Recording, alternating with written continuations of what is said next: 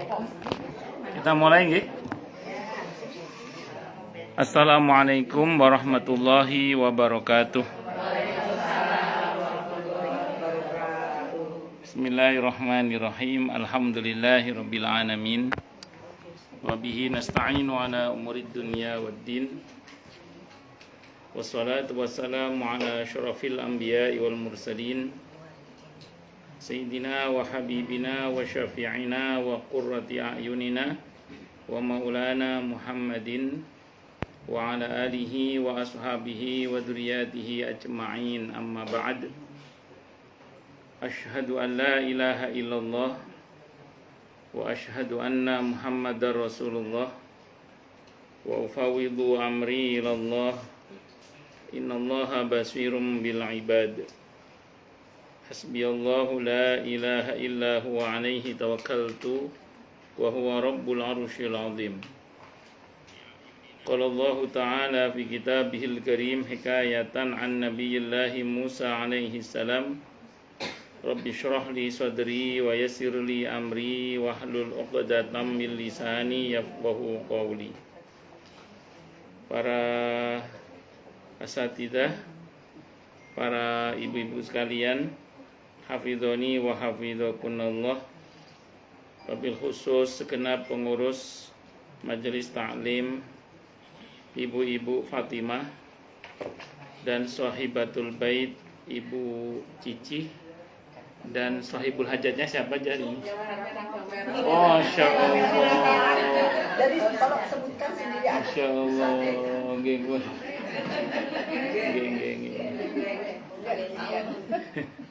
Ya, semoga pengurus Majelis Taklim Fatimah dan jamaahnya, Ibu Cici beserta keluarga besarnya dan sahibul hajat yang banyak sekali ini, semoga semuanya saja selalu dalam naungan rahmat, barokah, perlindungan serta bimbingan Allah Subhanahu wa taala. Amin Allahumma amin insyaallah. Tentu saya doakan semoga kemuliaan ibu-ibu sekalian selalu dijaga dan ditingkatkan terus oleh Allah Subhanahu wa taala sebagai seorang muslimah, sebagai seorang istri, sebagai seorang ibu, dunia hingga surga. Amin Allahumma amin insyaallah. Allahumma inna nas'aluka ilman nafi'a wa rizqan thayyiba wa amalan mutaqabbala wa fatahallahu alaina futuhal arifin. Allahumma inna na'udzubika min ilmin la yanfa' wa amalin la yurfa' wa qalbin la yakhsha wa du'a ila yasma'. Allahumma ati anfusana taqwaha wa zakkiha anta khairu man zakkaha anta waliyuha wa maulaha. Amin Allahumma amin insyaallah. Ibu sekalian, hafidhani wa hafidhakunallah. Sore ini insyaallah kita akan mencoba membahas tentang wasiat. Wasiat itu secara bahasa itu diterjemahkan dengan waslu syai'in bi syai'in, menyambung sesuatu dengan sesuatu yang lain. Itu secara bahasa. Itu ada dalam kitab Maqayisul Lughah karya Ibnu Faris, disebutkan secara bahasa wasiat itu adalah menyambung sesuatu dengan sesuatu yang lain. Itu namanya wasiat. Maksudnya apa? Orang itu kan kalau sudah meninggal, dalam hadis Sahih Muslim, terputus amalnya, maksudnya dia tidak bisa berbuat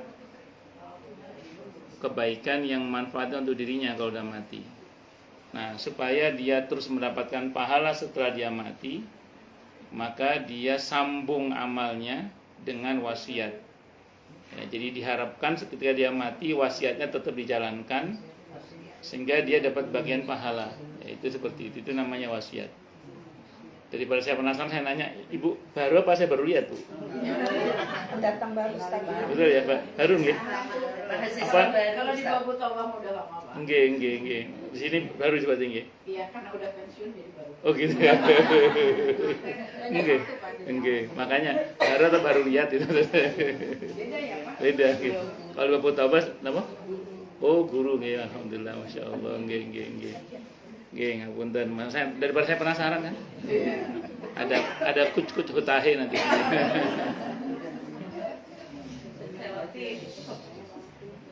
Pun itu secara bahasa ya. Jadi saya ulang, menyambung sesuatu dengan sesuatu yang lain karena nanti kaitannya dengan orang kalau sudah meninggal itu kan terputus amalnya, dalam arti dia sudah tidak bisa lagi berbuat kebaikan yang manfaatnya untuk dirinya. Nah, supaya dia tetap dapat kebaikan maka dia berwasiat, berpesan pada keluarganya agar sepeninggal dia, karena wasiat itu nanti eksekusinya setelah dia mati, diharapkan dia tetap mendapatkan aliran pahala. Nah, itu makanya diperlukan adanya namanya apa? Wasiat. Itu seperti itu. Kalau secara syar'i, secara istilah syar'i, wasiat itu adalah tamliku mudhafin ila ma ba'dal mauti an tariqit tabarru'i sawa'un fil a'yani awil manafi'i. Yaitu pemindahan kepemilikan. Kalau ini wasiat terkait dengan harta ya. Kalau ini terkait dengan harta ya. Pemindahan kepemilikan yang terjadi setelah kematian melalui akad sosial, baik untuk objek harta maupun hak yang bernilai. Ini ada dalam kitab Mughnil Muhtaj Asy'arbini, karya Imam Asy'arbini dinukil dari Nubdatun anil wasiyah. Jadi kalau kita baca penjelasan ini berarti kalau wasiat itu berkaitan dengan harta ya, itu adalah pesan dari orang yang masih hidup kepada orang yang diberi wasiat. Yang diberi wasiat itu bisa siapa saja, agar harta miliknya itu diberikan kepada pihak tertentu setelah dia meninggal. Jadi pesan kepada orang yang diberi wasiat, jadi pesan seseorang kepada orang yang diberi wasiat, ini bisa siapa saja yang diberi wasiat itu, termasuk anak atau siapapun, agar harta miliknya dipindahkan kepada pihak tertentu setelah dia meninggal. Contoh ini misalnya. Contoh misalnya gini. Sini aja deh. Sini. Contoh gini misalnya. Ada seseorang sebelum meninggal dia ngomong gini. Nanti kalau bapak meninggal, tolong ruko sebelah sana. Nah, ada pesan gitu. Itu dibuat rumah Quran misalnya. Nah, nanti kerjasama aja sama pesantren ini misalnya dan seterusnya. Nah, begitu yang bersangkutan meninggal, rumus dasarnya ya, begitu orang itu meninggal, maka harta peninggalannya itu dari harta peninggalan itu dikeluarkan dulu biaya pemakamannya. Yang kedua, kalau ada hutang dibayarkan dulu hutangnya. Yang ketiga baru wasiatnya. Nah, pertanyaannya, ruko yang diwasiatkan itu kira-kira ahli waris keberatan nggak kalau itu dikeluarkan, kalau itu nilainya lebih dari sepertiga total harta? Karena wasiat itu maksimal sepertiga total harta, tidak boleh lebih dari itu. Kalau lebih dari itu, kembali ke ahli waris, setuju apa tidak? Kalau ahli waris ada satu aja yang keberatan, tidak bisa. Yang dieksekusi hanya sepertiga total harta saja.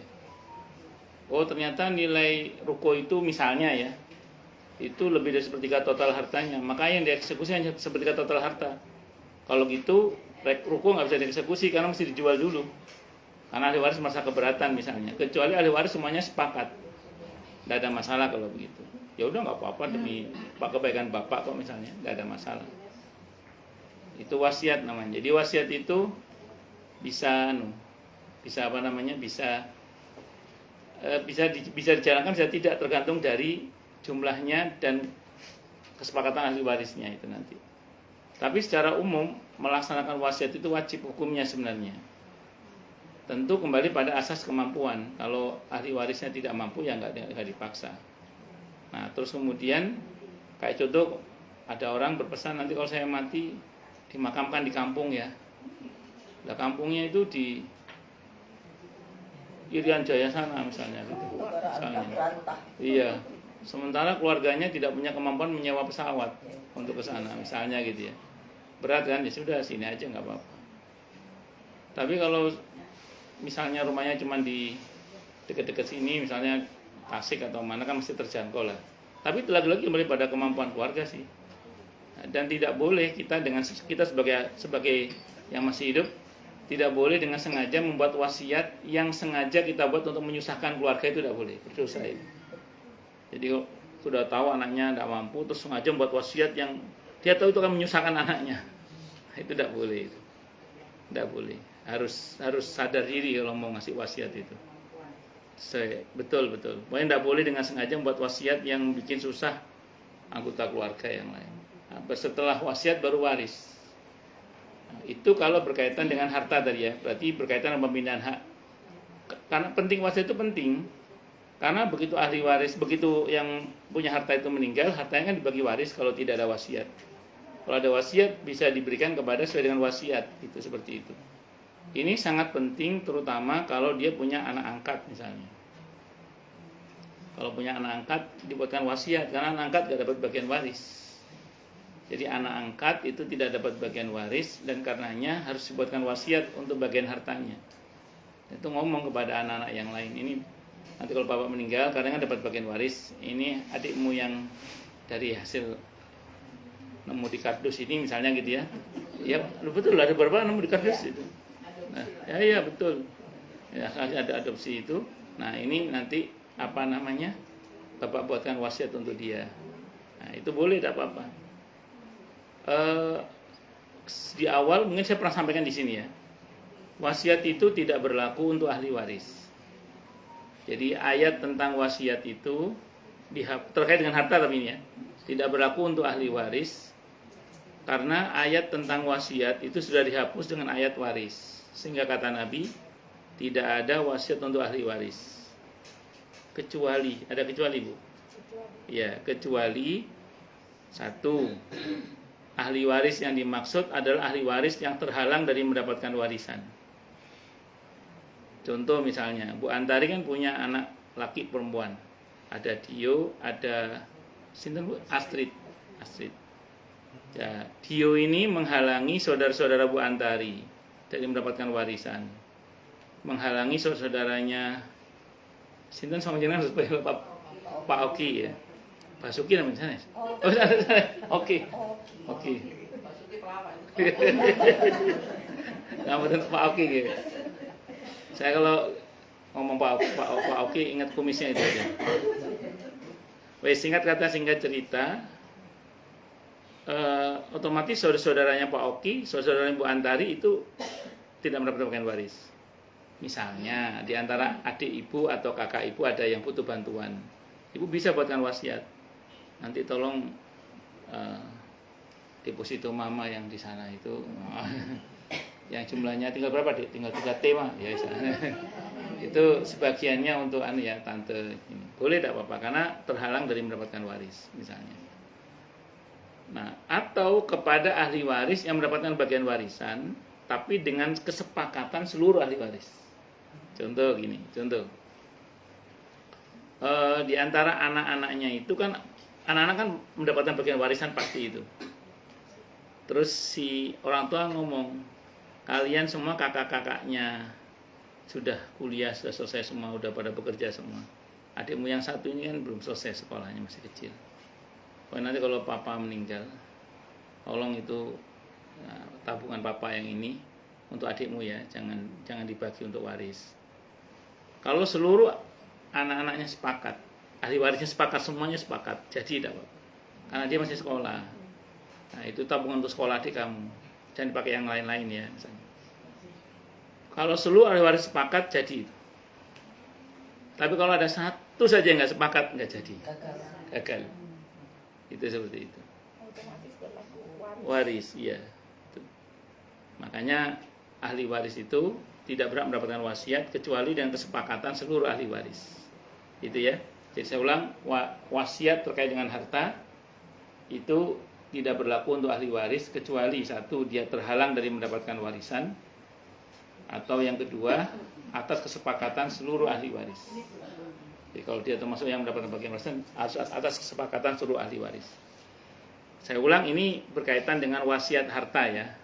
Tapi kalau wasiat, jangan lupa loh ya, sholat, jangan lupa bertakwa kepada Allah. Jangan lupa nanti kalau bapak mati jangan meratap, menangis boleh, sedih boleh, tapi jangan meratap. Itu wasiat, itu berlaku untuk siapapun ya kalau itu. Itu berlaku secara umum lah kalau itu. Termasuk pada ahli waris atau tidak ahli waris. Itu seperti itu. Jadi singkat kata singkat cerita, kalau kita bicara wasiat ini secara umum dia dibagi menjadi dua. Kalau kita bicara bentuknya wasiat itu ya. Pertama, secara umum wasiat itu dibagi dua berarti, yaitu wasiat berupa harta atau hak yang bernilai tadi itu. Dan yang kedua nanti wasiat berupa pesan moral. Jadi yang ada wasiat yang berkaitan dengan harta benda atau hal-hal yang bernilai ya. Nah, kalau hak bernilai itu contohnya apa? Kayak royalti loh. Contoh hak yang bernilai itu hak cipta atau royalti sebuah karya yang bernilai, ini bisa diwasiatkan karena hakikatnya termasuk harta, bisa juga itu. Nah, sementara kalau pesan moral itu misalnya pesan tentang takwa misalnya, pesan agar jangan meninggalkan sholat, pesan agar jangan sampai murtad, keluar dari Islam, pesan tolong jangan diratapi kematiannya, itu pesan-pesan moral namanya.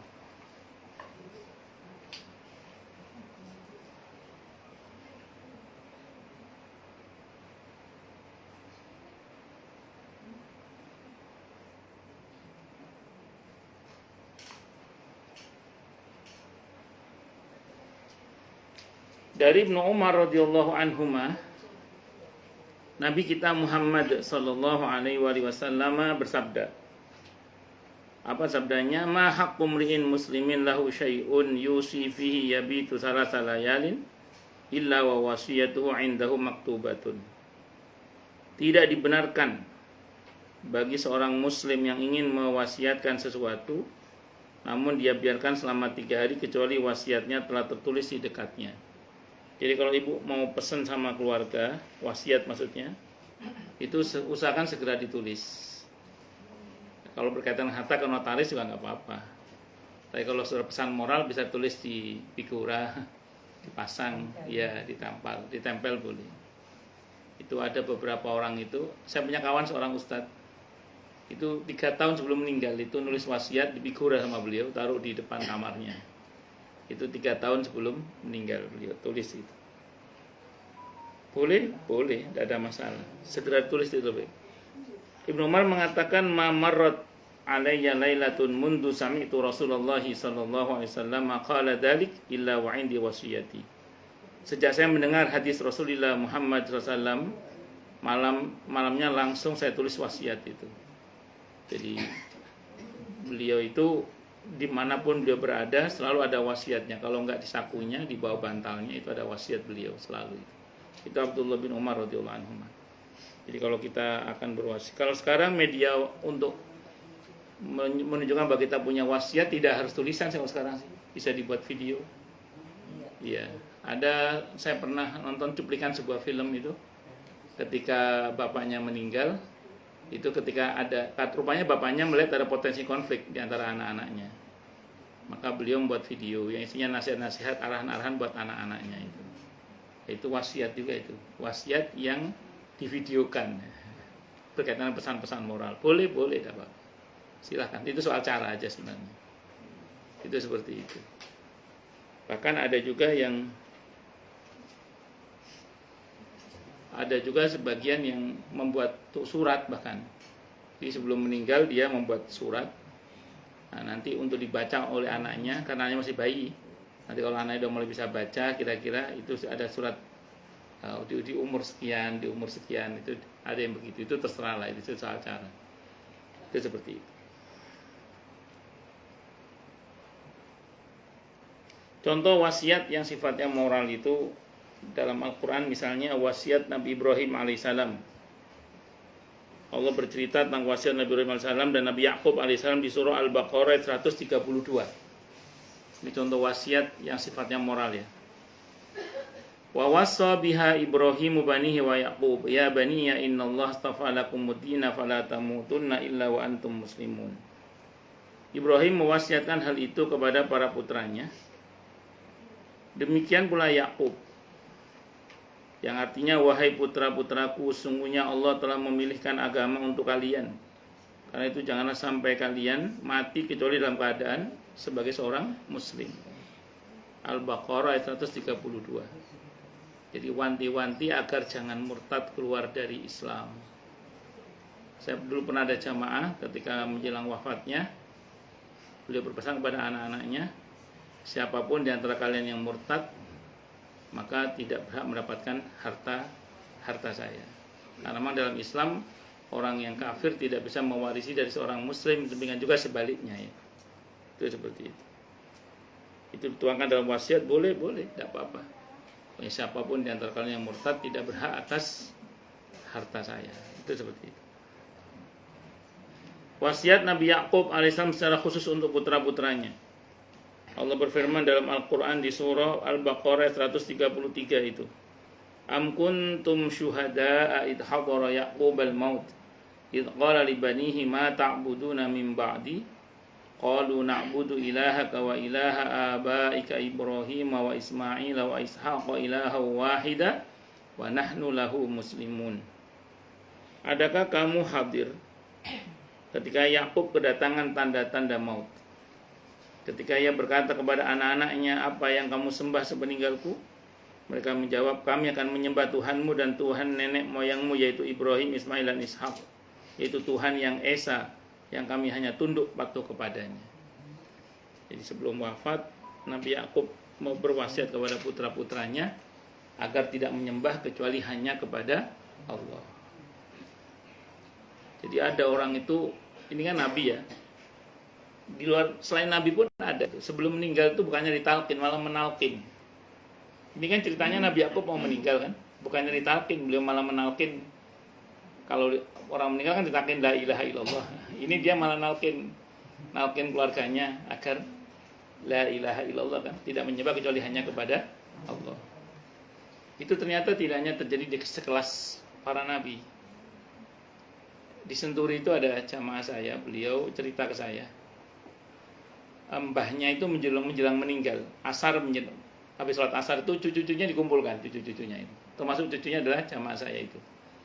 Mbahnya itu bilang, jangan lupa ya, la ilaha illallah, jangan lupa la ilaha illallah. Terus meninggal dunia. Jadi bukan ditalkin, malah nalkin. Jadi ada orang-orang tertentu itu yang dengan izin Allah bukannya ditalkin, malah menalkin sebelum meninggal. Dan saya pernah tahu juga ada seorang ulama sebelum meninggal cerita istrinya ya, yang cerita istrinya. Beliau mengatakan bapak sebelum meninggal beliau berpesan kepada anak-anaknya, ingat ya la ilaha illallah, la ilaha illallah. Sebelum meninggal itu. Jadi yang berpesan itu malah yang mau meninggal, jadi yang menalkin itu. Ya. Biasanya kan nggih. Di antara ciri-ciri husnul khotimah itu. Masya Allah.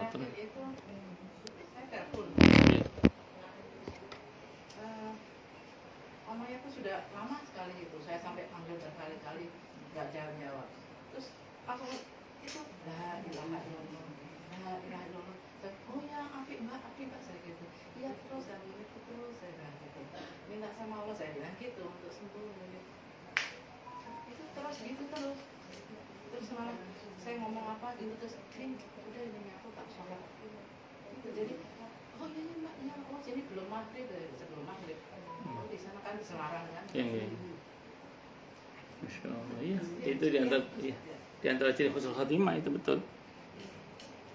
Masya Allah itu artinya tanpa dibantu pun, tanpa ditalkin pun ternyata sudah bergerak sendiri dengan izin Allah. Makanya kita itu perlu melatih lisan dan hati untuk la ilaha illallah. Harus ringan lisan dan hati itu untuk la ilaha illallah. Kalau lisan kan la ilaha illallah, hati ngucap tidak ada Tuhan selain Allah, karena selain Allah memang bukan Tuhan. La ilaha illallah, tidak ada sesembahan yang hak kecuali Allah, tidak ada yang bisa menolong kita kecuali Allah. Tidak ada yang bisa membantu kita kecuali Allah. Tidak ada yang bisa menyehatkan kita kecuali Allah. Tidak ada yang bisa menjamin hidup kita kecuali Allah. Isbat Allah menafikan makhluk. Menetapkan hanya Allah yang punya kuasa, sementara makhluk tidak punya